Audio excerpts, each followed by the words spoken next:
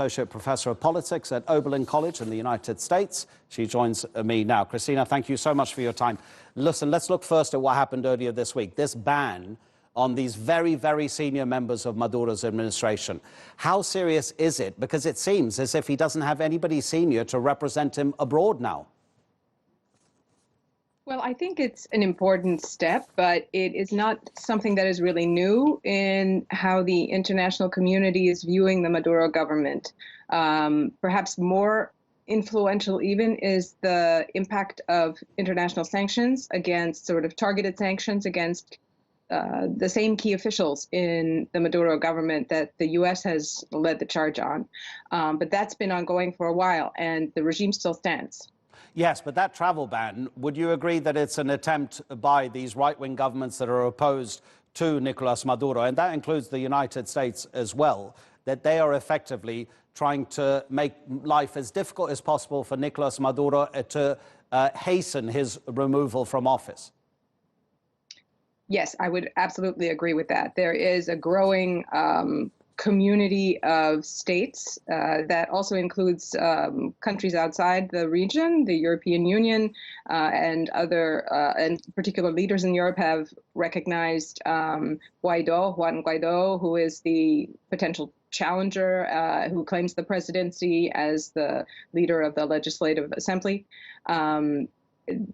There's growing pressure on the government, but again, the reality is that this is a highly coercive state that still holds all the tools of power within Venezuela. And what do you make of Maduro's allegations that Colombia's President Ivan Duque is actively fomenting unrest in Venezuela?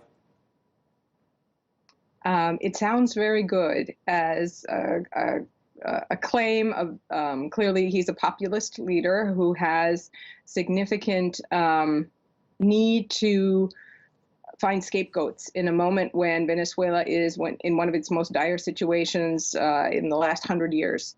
The economy has tanked. Oil production is down. Oil prices in general have been down for the last 5 years, and he struggles to find a way to legitimize his power. And one way to do that is with other states in the region that have different systems. And there are some historical rivalries between Colombia and Venezuela that he is able to play up.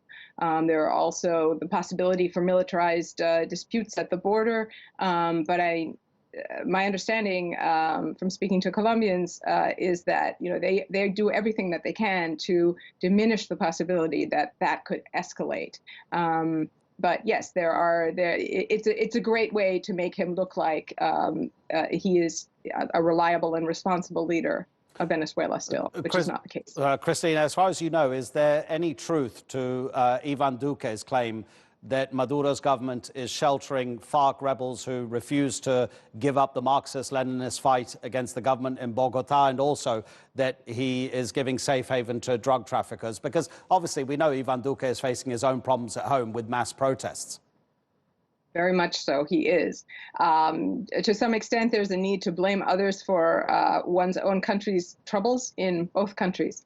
I think that there is legitimate claim, certainly, that the ELN, which is a guerrilla group that did not participate in the peace accords and remains in the cold, shall we say, does operate from Venezuelan positions. And recently, about a couple of months ago, a faction of the FARC that had initially participated in the peace accords and was expecting to be able to work with the government defected and claimed that they would go back to the fight. And it is, from what we know, from what I know as an academic, there are ways that those sectors of the FARC do operate in areas of the border area.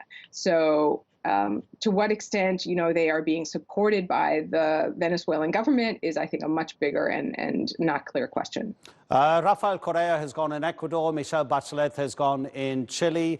Evo Morales has gone in Bolivia. Nicolas Maduro survives in Venezuela. Is the left losing popularity across Latin America? Is the right rising?